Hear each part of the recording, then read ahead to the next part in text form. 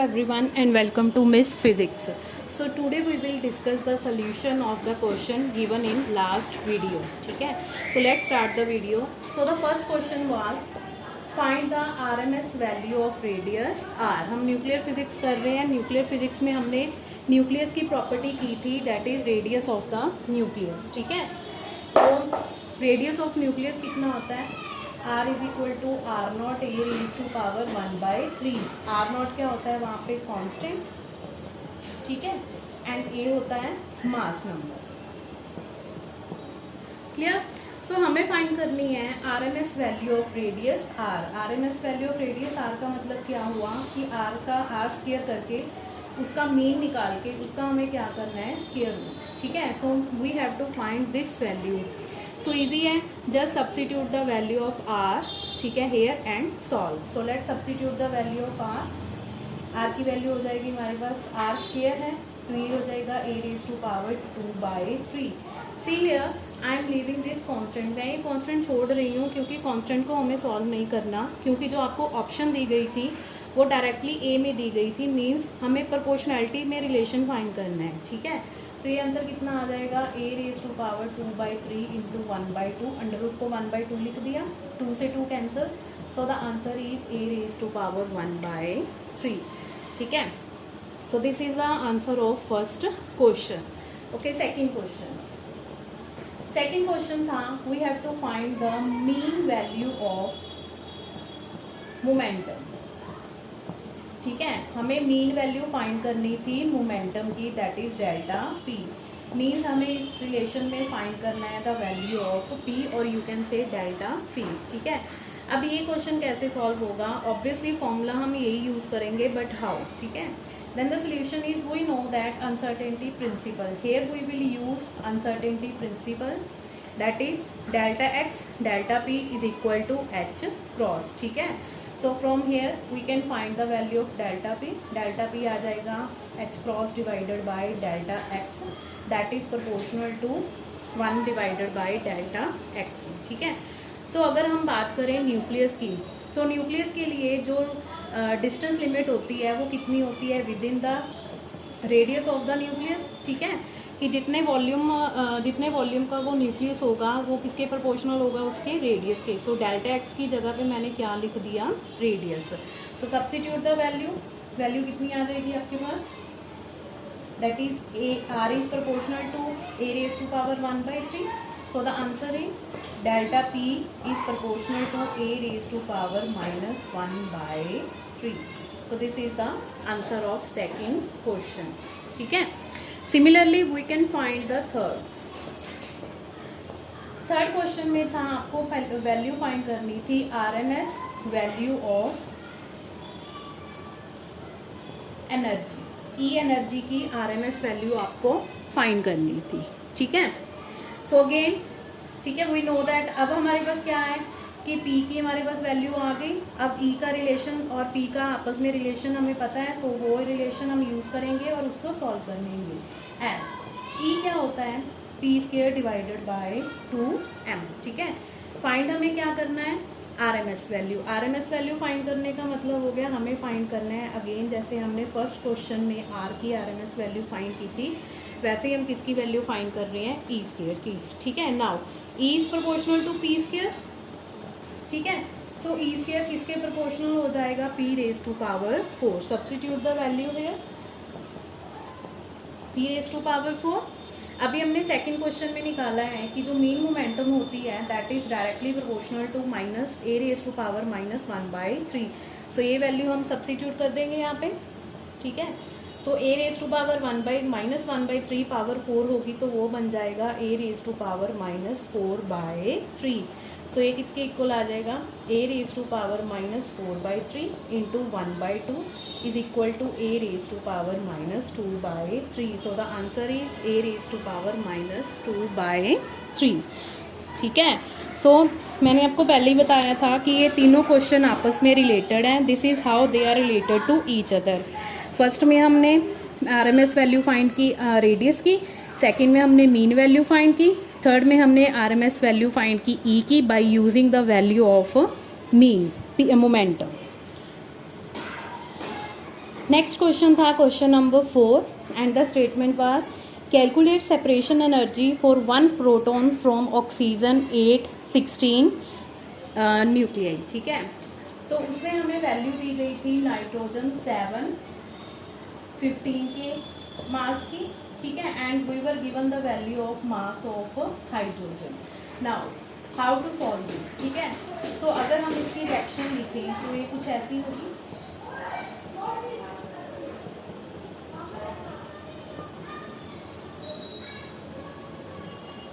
Clear है? ठीक है, जब ऑक्सीजन में से एक प्रोटॉन सेपरेट हो जाएगा तो ये इक्वेशन बन जाएगी। पीछे हमारे पास क्या बच जाएगा, नाइट्रोजन 7-15 न्यूक्लियस। तो इजी है। तो टोटल मास कितना हो गया हमारे पास, टोटल मास ऑफ प्रोडक्ट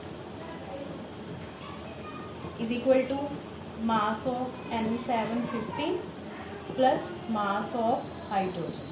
ठीक है, ये दोनों वैल्यू हमें गिवन थी। जब इनका हम टोटल करेंगे, दोनों वैल्यू है हमारे पास, मास ऑफ नाइट्रोजन है AMU। ठीक है, एंड हाइड्रोजन के मास है 1.00782 AMU। जब इन दोनों को प्लस करेंगे तो टोटल मास आ जाएगा हमारे पास प्रोडक्ट का 16.0079333 AMU। क्लियर है? And atomic mass of oxygen given है हमारे पास कितना है, 16 AMU। ठीक है, देयरफॉर मास डिफेक्ट कितना आ गया, mass defect will be equal to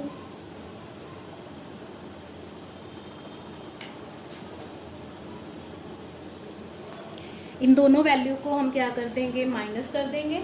ठीक है, तो हमारे पास मास डिफेक्ट आ जाएगा 0.0079333 AMU। तो लास्ट हमें फाइंड करनी है बाइंडिंग एनर्जी और you can say separation energy. ठीक है, तो सेपरेशन एनर्जी कितनी होगी, delta M into 931 mega electron volt. ठीक है, तो डेल्टा M हमारे पास कितना आया, 0079333 into 931 and this will be approximately 7.40 mega electron volt. ठीक है, अब एक तो मेथड था कि इसमें से हम पहले मास उसका फाइंड करते जिसके लिए हमें मास ऑफ न्यूट्रॉन चाहिए था, बट वो मेथड करने की कोई ज़रूरत नहीं है। हमने डायरेक्टली यूज़ कर लिया एटॉमिक मास ऑफ ऑक्सीजन कितना होगा, 16 AMU। तब हमने क्या निकाल लिया, उसके बाद हमने मास डिफेक्ट निकाल लिया। ठीक है, 16.00 माइनस 16 करके। और मैंने आपको बताया था कि जब मास डिफेक्ट पता हो और वो AMU में हो, अगर हमें बाइंडिंग एनर्जी फाइंड करनी हो तो हम डायरेक्टली किससे मल्टीप्लाई कर देंगे, 931 मेगा इलेक्ट्रॉन वोल्ट से। ठीक है, so this is the separation energy required to remove 1 proton from oxygen 8-16 element. So this was our last question, that is which of the following will represents the wave function of 2 electron system, and we are given with spin wave function is anti-symmetric। ठीक है, और ये चारों हमारी क्या हैं, options है। So let's see the solution. Okay, the solution is, we know that कि जो टोटल वेव फंक्शन हमारे पास होता है that is the product of wave function of spatial part and wave function of spin part. ठीक है, special wave function को मैं डिनोट कर रही हूँ साई एक्स से और स्पिन वेव फंक्शन को डिनोट कर रहे हैं हम साई एस से। ठीक है, तो हमारे पास दिया हुआ है 2 इलेक्ट्रॉन सिस्टम, 2 इलेक्ट्रॉन सिस्टम है। ठीक है, तो इलेक्ट्रॉन की अलाइनमेंट कैसी हो सकती है, पहले तो हो सकती है कि दोनों की स्पिन क्या हो, आपस में ऑपोजिट हो। अगर ऑपोजिट स्पिन होगी तो जो टोटल वैल्यू हमारे पास बनेगी वो कितनी हो जाएगी, 0। मीन्स वो कौन सी स्टेट फॉर्म करेंगे, सिंगलेट स्टेट। ठीक है, अगर स्पिन दोनों की पैरेलल हुई तो एस टोटल वैल्यू कितनी आ जाएगी स्पिन की, हमारे पास 1। ठीक है, एंड वो स्टेट कौन सी बनेगी, ट्रिपलेट। हम यहाँ पे एस की कौन सी वैल्यू यूज़ कर रहे हैं, 1/2। Is it clear? तो आपको ये फॉर्मूला जो मैंने बॉक्स में दिया है, सिर्फ वो फॉर्मूला आपको याद रखना है। ऐसे इस टाइप के क्वेश्चंस बेसिकली हमारे पास आते हैं क्वांटम मैकेनिक्स में। ठीक है, वहाँ पे ऐसे बहुत सारे हम क्वेश्चंस करेंगे।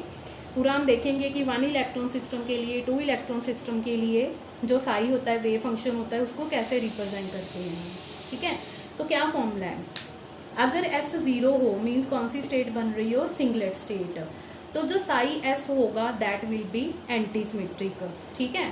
साई S क्या होगा, एंटी सिमेट्रिक, और साई X फिर क्या हो जाएगा, symmetric. Now why psi X should be symmetric, psi X symmetric क्यों होगा, क्योंकि हम क्या कर रहे हैं, इलेक्ट्रॉन सिस्टम है, इलेक्ट्रॉन की स्पिन कितनी होती है हमारे पास, हाफ, ठीक है।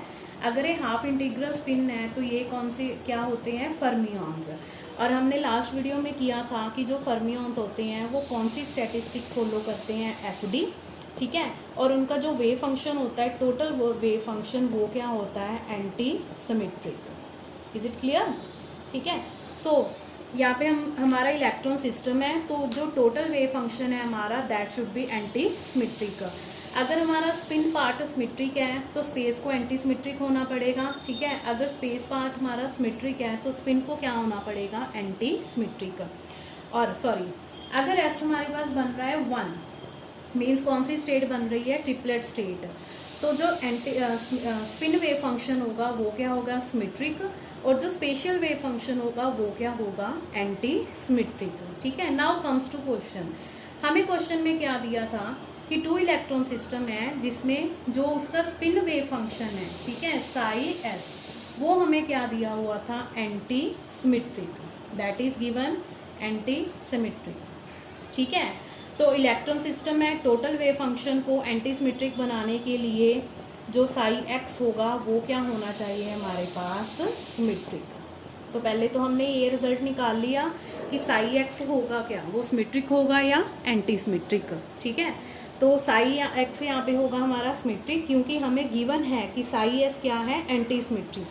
अगर हमें ये ऑप्शन ना दी होती एंटी सिमेट्रिक वाली, then these two possibilities should be there, ये दोनों पॉसिबिलिटी बन जाती, क्योंकि हमें नहीं पता कि उन दोनों इलेक्ट्रॉन की अलाइनमेंट कैसी है, ठीक है। तो क्वेश्चन में कुछ ना कुछ दिया होता है ताकि वो ईजी बन जाए, क्योंकि 2 ऑप्शन तो हम यूज़ कर नहीं सकते। And we know how to write the symmetric wave function, so the option will be psi x is equal to 1/√2, ठीक है। ऑप्शन थी हमारे पास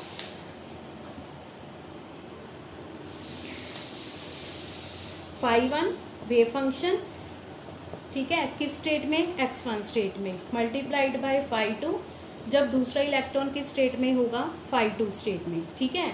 और फिर हमने क्या लिखना है, जब इनकी स्टेट चेंज कर देंगे, phi1 जो फर्स्ट इलेक्ट्रॉन है, सेकंड इलेक्ट्रॉन है वो किस स्टेट में आ जाएगा, फर्स्ट में, और जो फर्स्ट इलेक्ट्रॉन है वो किस स्टेट में चला जाएगा, सेकंड में।